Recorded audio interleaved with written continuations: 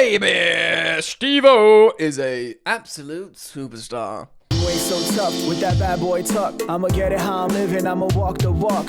Outline my lines, I rap through thought. Hello, you little footballing goblins. What's going on? Welcome back and welcome back and welcome. Good start, Jan. Welcome back to Football Therapy with me, your host, Jan, and I do hope you're doing well as always. I really do hope that, mate. And welcome back to Chelsea News, the daily series here on the channel, where I reflect on what's been said about those beautiful blue boys. Boys, I said. More importantly, I can't even talk. Hi. I'm tired, man. You know what? This morning I've drunk matcha instead of coffee. The green liquid instead of the black liquid, basically. I'm a big fan of coffee. Being a French man, as you can see. Très français, mon vêtement aujourd'hui. But I'm trying to get into matcha. Yeah, slow release energy, they tell me. Anyway, today we're going to speak about the first goals from Cucurella for Spain, Estevao for Brazil. Estevao! Bicycle kick. May have been on the goal line, but a beautiful finish nonetheless. And actually, an article from the Standard, João Pedro, another Brazilian Samba Chelsea boy, talking about Estevao. Really interesting. Many of you may have read it. Dom Smith published it yesterday. And then if we got time, we'll go into Mark Gue as of course he's been recalled in the absence of Nico Jackson. Simon Johnson of The Athletic just today has published an article on him and why he's going to be more of a bit part player, which might be interesting. So it might be a bit of a longer video. So settle in, get comfortable. Thank you for joining me. Thank you as always for supporting the content here on Football Therapy. You're all welcome, mate. You really are. So thank you for liking, subscribing. Heck. Down here somewhere, hype points, sprinkling those on. Let's get into it. So, Cucurella scored an absolute belter, which I believe is his first goal for Spain. Doesn't surprise me, because he was quite a defensive player, generally, Cucurella. You know, Brighton, and indeed early Chelsea days. He can play left centre-back, left back, and maybe left wing-back in the Potter system, but more of a reserved, very technically brilliant, tenaciously defensive player. But of course, he started scoring for Chelsea. Maresca has got him scoring goals, and he scored an absolute beauty for Espana yesterday, running, sort of lurking in the back post, arriving late, sort of quite far out. He's finished in the back post, quite far out, struck it beautifully, did the little penguin celebration, which of course, as always, is very enjoyable. And he's just, you know, one of the top two left backs in the world. I'm not going to get into it. Nuno Mendes is amazing, but, you know, they played each other in the Club World Cup final. Yeah, man, Cucurella is superb. Congratulations to him for scoring his first goal for Spain. Speaking of first goals, Estevao Willian. So, let's say bonjour to this story. He scored a bicycle kick. Granted, it was on the halfway line, but it was the best way. He was looking up, he was facing away, the ball was falling, he bicycle kicked it in. And you know what? Been saying, we don't have players that go for that. Now we have two, Estevao and Garnacho. Two young players. He went on to win Player of the Match, the Man of the Match award, in his first full debut, for Brazil, and yeah, man, scored a goal. Carlo Ancelotti loves him. Yeah, so he won Man of the Match. He scored a goal in a 3-0 win, I believe. And he is the young. I'm going to regurgitate some stuff I've heard here, and I believe it's legitimate. He is the youngest player to score for Brazil since Pelé. Please do consider fact-checking this, because I did read on social media, and he's the youngest player to score in a World Cup qualifier.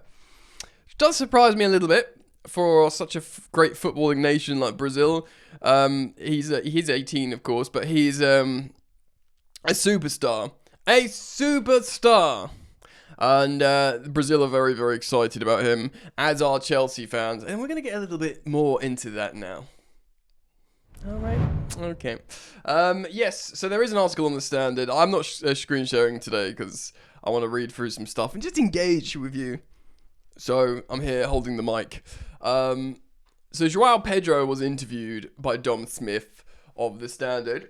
He spoke about his life at Chelsea and did speak a lot about Estevao being the next Vinicius Jr. Heck, or maybe he can be even better. Vinny Jr. I love as a player. Can annoy me a little bit, frustrate me.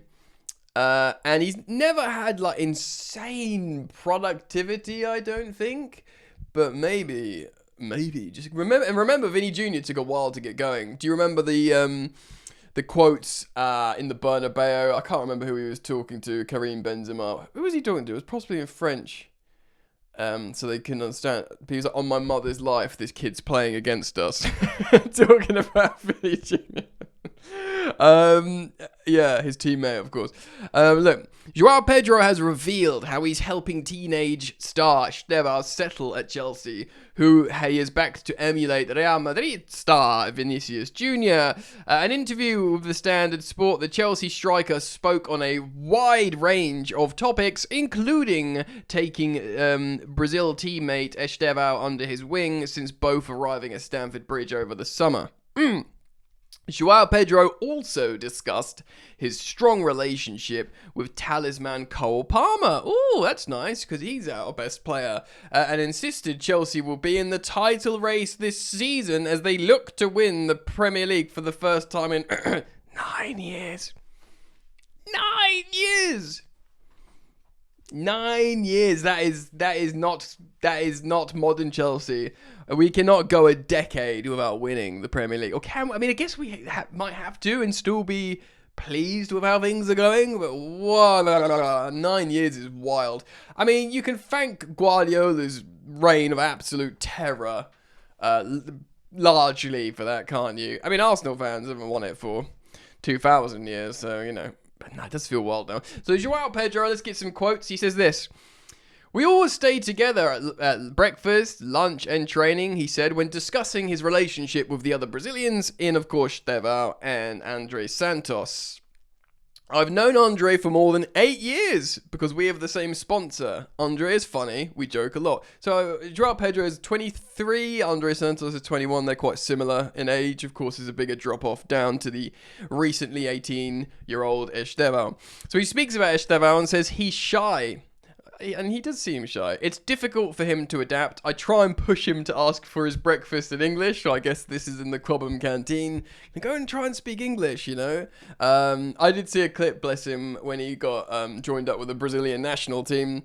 He saw Carlo Ancelotti and Carlo tried to speak some English to him. Of course, you know, Ancelotti speaks fluent English from his time at Chelsea, Everton, and you know, he tried to say like, how you doing? And he's like, I'm fine, and tried to speak some English, bless him. So it's nice how they're encouraging him. But I guess Carlo speaks a sort of Portuguesey, Spanishy, you know, vibe to the Brazilians. I don't know, he might speak Portuguese, Carlo, but I wonder if they just speak Spanish, because they all play for Real Madrid, don't they, most of them. Sometimes training is too long for him and he feels tired before the gym. I don't always need to go to the gym, but I go with him because he's very important to him. He knows how physical the Premier League is. Me and Andre push him. That's good, because he is petite, bless him. Look, he's an absolute genius of a footballer, and not just diminutive dribbling. Like, he's gonna score overhead kicks. You know, so he's got the gift. The Brazilian footballing gift from God. So if you're going to be scoring, you know, putting your body around to score bicycle kicks, you're going to be physical in the Premier League. You need to get some guns, mate. Hold on. There we are. There she is. There's one. Needs to get some guns. So yeah, him and Andre pushing him to go in the gym. He added, he's from the street, you know. As I think he means like natural footballing, sort of favela talent. You can see he's natural. So Tosin said to me, Joao, wow, Estevao is amazing. Playing for Brazil and Chelsea at age of 18. Oh my God, he's going to be like Vinicius Jr. Asked about Chelsea's title chances, he replied, it's too early to say whether we're going to win it or not, but if you watch us, you will say we have a good chance. And I agree. Yeah, I don't like all this title talk. It's making me rather nervous. It reminds me of when we signed Lukaku. Actually, no, because we were like, I think we may have been the bookies' favourites. Like, we just won the Champions League. I think we maybe finished third in the Prem, maybe. And when they were like, God, look at Chelsea with the wing backs. This is why I was trying to big up Chile recently, because it was like, wow, Chelsea under Tuchel, it's the wing backs, it's James and Chilwell. Just imagine if they got a really good striker. Oh my goodness, they've signed Lukaku. They're going to easily win the Prem. They're favourites. Didn't work out like that. If we won the Premier League and the Champions League, yep, go on. Anything else in the order? Could I have an FA Cup on the side, please? It will be a top season, and if you win titles, you can be a legend. All true. Can confirm. Speaking about Cole Palmer, so this is interesting. Speaking about Cole Palmer, Chelsea's most prolific goal scorer over the last 2 seasons, Joao Pedro admitted, Cole is a superstar. When I came to Chelsea, I was a little bit scared about how he was going to react, because I was the main guy at Brighton. Firstly, just on that, I mean, fair play to Joao Pedro, because he's coming in going, mate, I'm mustard, so I don't want Cole Palmer to feel bad. Do you know what I mean? He's coming in saying, well, how's Cole going to react about me turning up? To be fair, like, you got some stones on you, kid, because you scored 5 non-penalty goals last season, and you were walking in. I mean, I rate it, but you're walking in, I back it now, looking at how you play, but walking in like, this might be tough on Cole, me coming in here. But, retrospectively, love that. I was a little bit scared. How was he going to react? Because I was the main guy at Brighton. I knew Chelsea would be different. I said, Cole, I'm here to help you. Don't... He didn't say this next bit, but it's like, don't be intimidated by me, bro. I'm here to help you. Don't worry. I'll get you some goals, my guy. He knows I can help him, and I know he can help me. We have a good chemistry on the pitch. I think he feels the same. Together we can win more titles for Chelsea. Cole doesn't like to talk much. Oh yeah, seemingly so. But we talk about how good the season can be if we link up. When I joined in USA for the Club World Cup, he asked me how many goals I'm going to score this season. I call him sometimes after he didn't play at West Ham due to his injury. The next day I texted him. We have a very good relationship. That's nice. He's a confident young boy, Joao Pedro. Nice to hear it. Yeah, Chelsea can win the Prem. Estevao is going to be like Vinny Jr. He's got a good relationship with Palmer. Nice. I mean, you got to say, it sounds good. Should we talk about Mark Yu? Right, so I don't know if it's a long read, but we'll rattle on through it. Simon Johnson of The Athletic, because people are wondering, is he just there? Is he a traffic cone? Is he a training cone here to just make up the numbers in the absence of Nico? And in the temporary absence of Liam Delap. Simon Johnson writes the following: it would be a mistake to dismiss Mark Yu as simply the player that allowed Nicholas Jackson to complete his move to Bayern Munich. His role in the Jackson saga, which saw Chelsea recall him from a season-long loan at Sunderland less than a month after he arrived there on Wearside, was covered in the Athletic's review of the last 48 hours of the transfer window. Excuse me.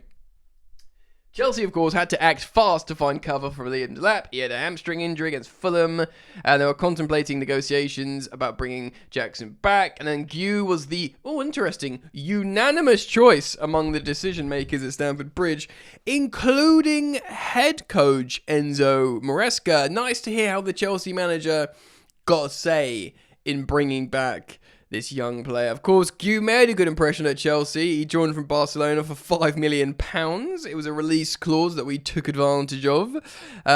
He scored 6 goals, all of which were in the UEFA Conference League in 16 appearances. Not bad, and I don't think all were starts either, so pretty good, really, ultimately, for a young man. That he's still only 19. He's not 20 yet.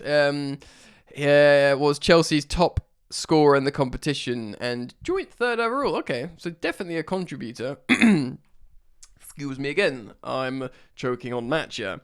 Maresca clearly liked him. Gu was given his debut in Chelsea's opening Premier League game last season, against defending champions Man City. He was a late substitute in the Conference League final. Of course, we won over Real Betis. He was named on the bench on another 16 occasions, a sign that Maresca wants to keep him around. Yeah, clearly he values him, because otherwise he'd just not pick him. Sources speaking anonymously to protect relationships, yada yada yada, say that this is because Maresca appreciates the intensity, hunger, and passion Guiu puts into training sessions and games. The significance of this should not be ignored. Maresca dropped several players last season for not doing enough. Yeah, he's a bit of a bulldozer, Guiu. And if we are to look at the 5-1 win against West Ham, Delap played as like this battering ram. He didn't get a goal or assist, but he just occupied players while all the players behind him cooked. There's no reason to say Mark Guiu couldn't play that role. In many ways, the two share the same approach to football. Strong work ethic is a must. Guiu loves being a nuisance to opponents. That's true. That's what I've spoken about. He's not anonymous off the ball.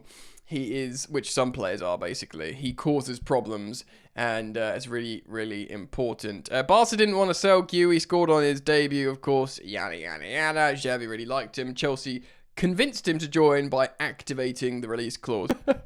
Sorry, the window cleaners here scare the absolute crap out of me. Right. Yeah, Mark Guiu. Look, he's been brought back there. To be honest, this is a real long read.